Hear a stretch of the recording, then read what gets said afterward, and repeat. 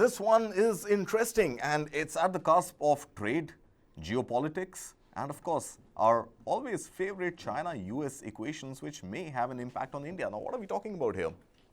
Well, China is flexing its muscles. Now, this comes at a time when US Secretary of Treasury Janet Yellen visits Beijing. The country decides to tell the world that ignoring China from this emerging new trade order will come at a cost. It will come at a cost because two key ingredients in the semiconductor world find their natural home in China. I'm talking about gallium and germanium. These little compounds of natural earth power up almost all semiconductors used across the world for a wide range of applications, from military weapons development to servers that boot up artificial intelligence. China's export restrictions come as an answer, in fact, to US banning the export of AI chips from two large manufacturers, Nvidia and Micron, to China. Why, you ask? Well, because US itself needs to protect its own AI industry and not let China really make progress in artificial intelligence. And AI arguably is the biggest revolution in IT yet. But while these two large economies, US and China, sweat it out in this cold war of trade, what does it mean for India's manufacturing of electronics, LED equipment, and overall trade? Let's find out. I've got Rajeev Khushu, chairperson of IESA, that is India Electronics Semiconductors Association, joining us, and my colleague Shweta Kothari back from her holiday. Hi Shweta, welcome back. Hi Kartik, thank you so much. Let's get this straight to Rajeev Khushu. Hi Mr. Khushu, thank you so much for taking time out, and help us understand, what does this ban of these two compounds and metals really mean for India? I mean, there are papers that talk about this not being really a blow to the semiconductor industry, but just a minor dent, and yet we see a lot of hullabaloo around these two being banned, the exports of these two being banned. What does it mean for India's semiconductor industry, sir? Yeah, I don't think it's going to impact big time for us because, first of all, we don't make any semiconductors today. I think we generally are more consumers of semiconductors. So I think it's not going to directly impact us. Of course, these two materials, if you see, globally, majority of it comes from China. But then there are other countries which also produce. So besides China, there are few countries which include South Korea, US, Germany. And in the past, if you have seen, many countries are trying to basically scale up and diversify the raw materials from other countries as well. So I don't see it's going to be a big impact globally as well as for the country. And also, having said that, so these are export control measures, so which means that there are few companies which are working in these specialized semiconductors because majority of semiconductors are still silicon based, where we don't have any threat, but these are generally used for semiconductors which goes into basically power supplies and in the electric vehicles, so where the consumption of semiconductors comparatively is pretty small. So I don't see it as a big impact on us and globally as well. And even if there is, I think there are enough other suppliers, which includes Korea and other countries, where semiconductor companies can source these materials. Okay, so help me understand this in context, Mr. Khushu. We are talking about, of course, being importers of semiconductors and not really manufacturing semiconductors ourselves. But this comes at the back of Micron signing the MOU to come and make in India, and Micron being one of the biggest chip makers in the world based out of US. So raw material for Micron manufacturing in India likely to get hit. We are also talking about creating our own semiconductor industry. In fact, almost 1.5 years ago, a 10,000 crore rupee outlay was laid out for India to become a manufacturing hub for semiconductors. We haven't seen that take off as well. And the third, of course, being our own EV industry, where of course this tussle is on right now on the subsidies that were offered by manufacturers by way of the famed subsidies that they got from the government, passed them on to the consumers, where there were issues about localization and procuring of raw material locally that went into EV. So we're talking about three big trends here. from the India, make in India, manufacture in India growth story, which do seem to have some sort of a jilt or a jolt, if not really a blow. So I think if you pick up, you talked about the company Micron, which has announced about setting up an ATMP in the country. So I think that has nothing to do with the materials which you mentioned. So it is basically the wafer will come into the country, it will be packaged in the country and will be sent globally as well as for India requirements. So I don't think it will have any direct impact on the Micron announcement which happened last week. Then coming to the other announcements which have been made for the semiconductors, I think that is work in progress. So there have been some announcements, but we will see more and more announcements coming now for manufacturing. But then if you see today, we have no announcement for semiconductor fab, where actually these materials will be utilized, will be used. So which means that even if we have an announcement today, it typically takes 2.5 years for the fab to start producing chips. So by that time, I presume all these things will be sorted out. So we will not see any major impact, even if we announce a fab today. Okay, so no major impact directly in the short term, you're saying, sir, and in the long term, of course, it will get mitigated because raw material will come from other countries like, let's say, Japan or Korea. But talk to me about the global impact potentially on account of rates and also the waiting time for semiconductors to be manufactured on the basis of the raw material that gets procured from these other geographies outside of China. So two things here. One, of course, is going to be setting these new suppliers and testing their product and sort of, just kickstarting that new supplier base ecosystem for large-scale international manufacturers.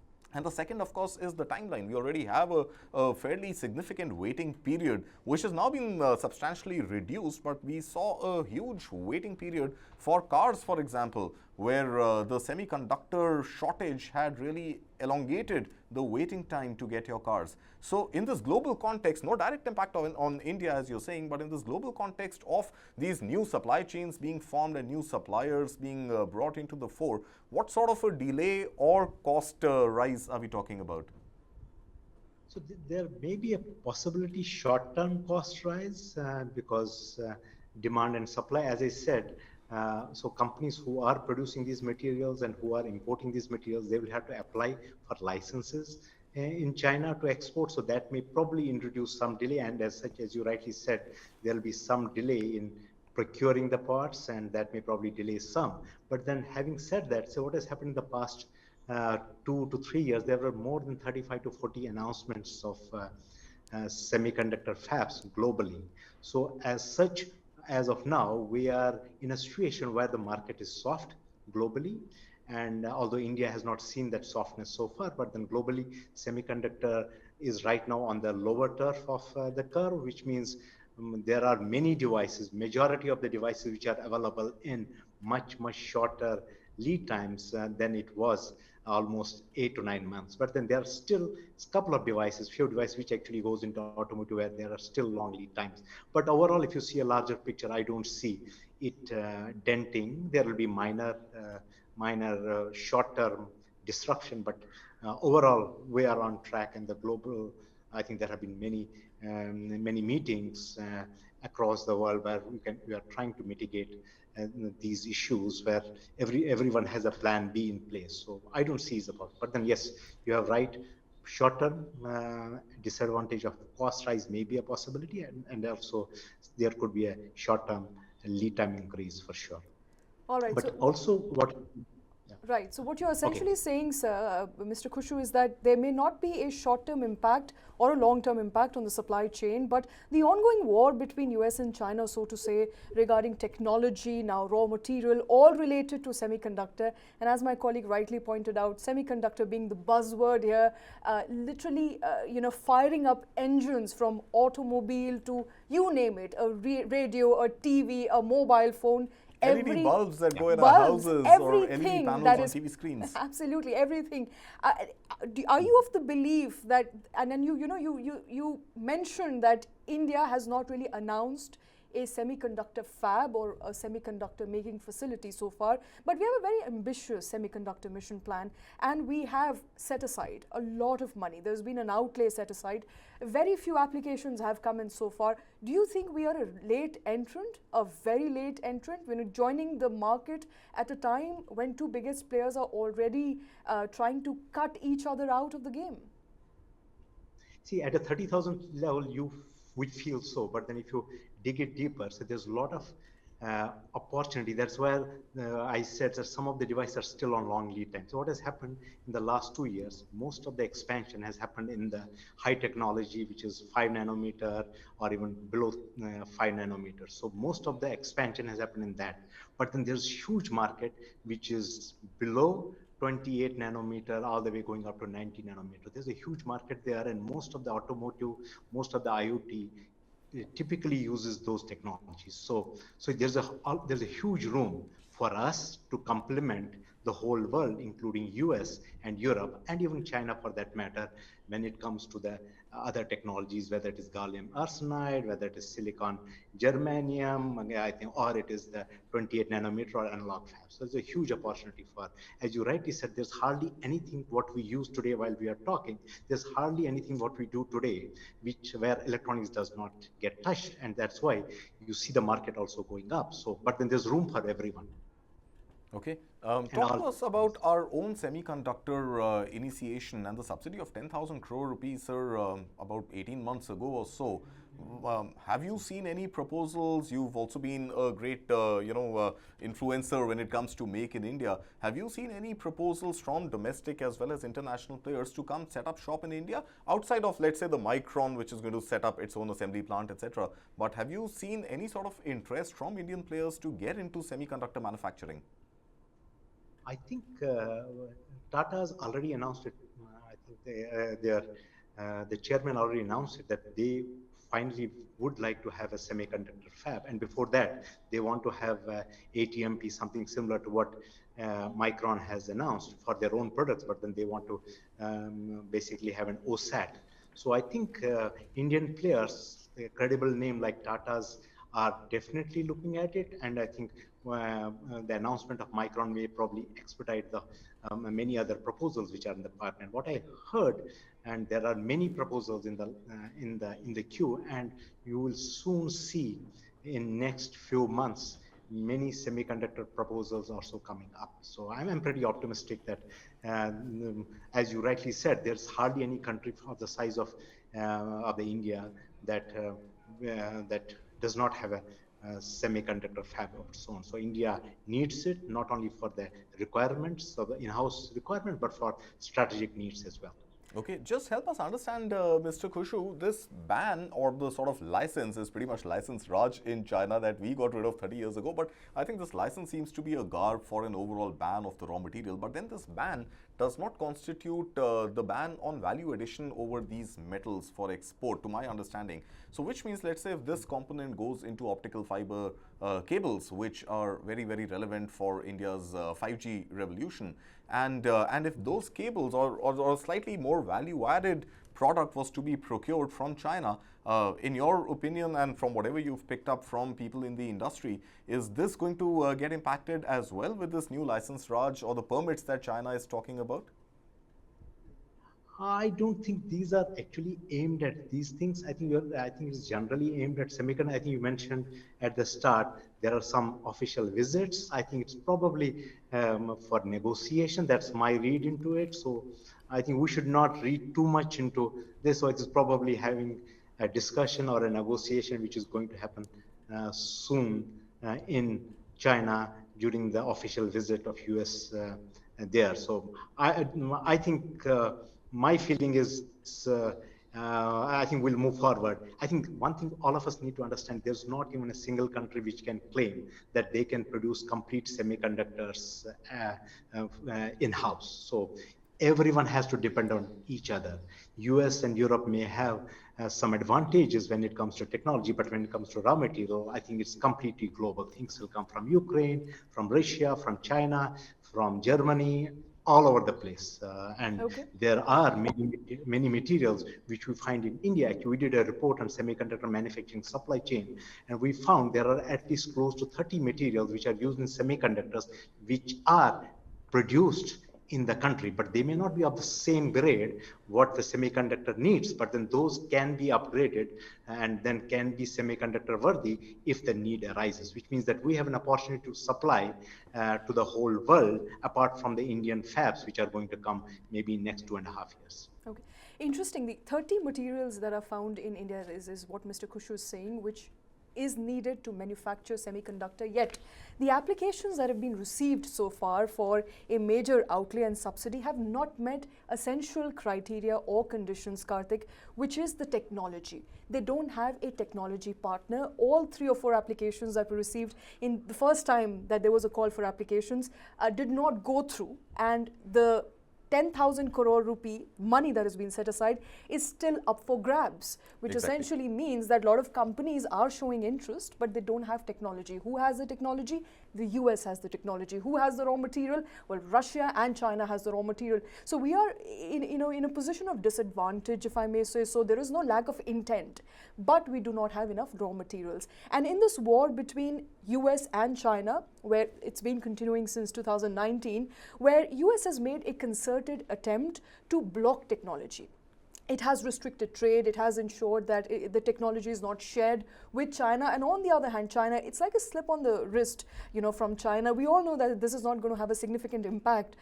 Blocking germanium or blocking gallium will not have a significant impact, essentially because there are other countries that produce those materials. That's number one. And then there is also substitute available for those 2 raw materials. But it is, a warning that if you continue to block us, we will do the same. So it's geopolitics playing at a large course. So you're saying it's geopolitics, not as much economics, and I tend to agree with you because this comes pretty much as a blow-by-blow attack. You block Nvidia and you block Micron from exporting their finished fabs, as they call it, the finished products back to China for China to deploy in its own AI development that Baidu, we've been told, is really gung-ho on.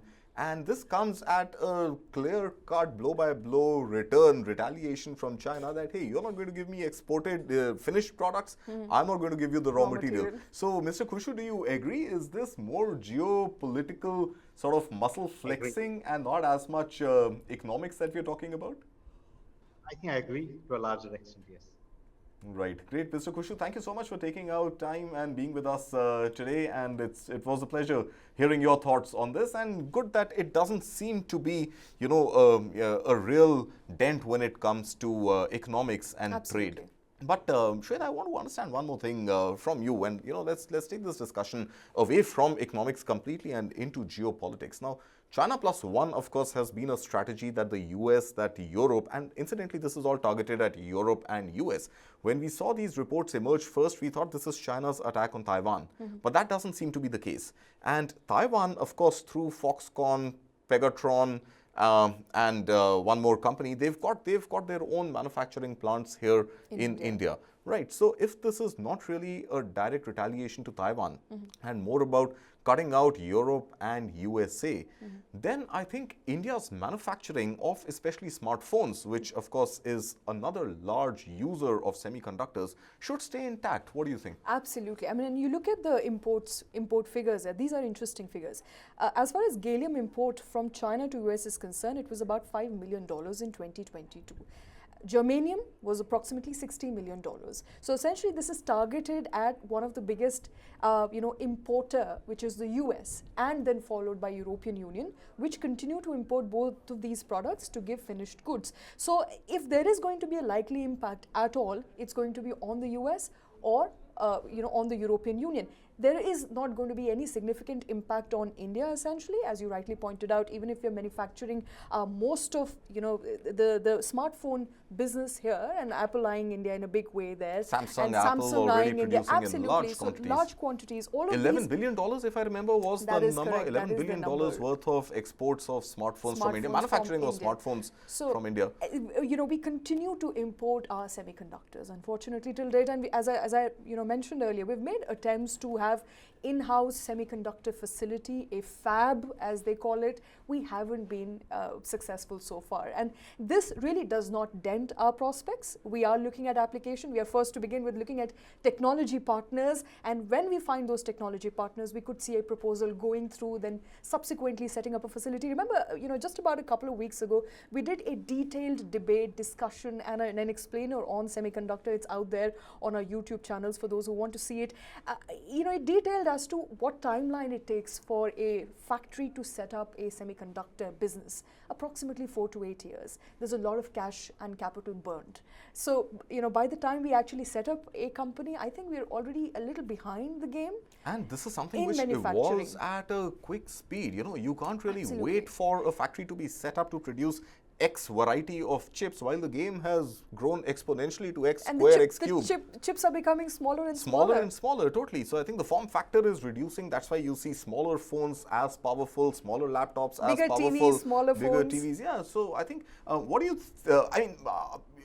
Xi Jinping refusing pretty much to meet Janet Yellen, who's on a state visit and lands in China at a time when all of this is going on. What sort of posturing do you make of this? This is clearly a political posturing rather than an economic one, because economically both of them are battling it out big time, from technology to raw material, and from the import bans to, the export bans. We've seen both countries playing up the politics on a full-blown capacity. So this is going to continue. Economic sanctions are going to continue. Statements continue to be exchanged. At the same time, there is some sort of political posturing there that, look, we are reaching out. We are ensuring that we are, we're not making enemies out of one of the fastest growing economies in the world, or which has the second biggest population now.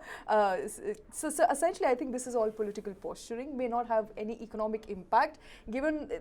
And I think we'll have to also wait and watch out for what comes out of this meeting.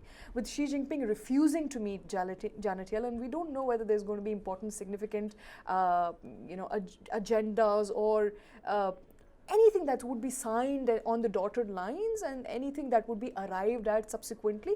Until that happens, we don't know how significant this meeting is going to be. Right, so a lot brewing in the subcontinent, a lot of shock waves there, so to speak, with China posturing fair and square, fair, I don't know how much, square definitely, against US and Europe. And I think the opinion coming in is that India is unlikely to be impacted with this chip war, so to speak, which is happening between the West and China.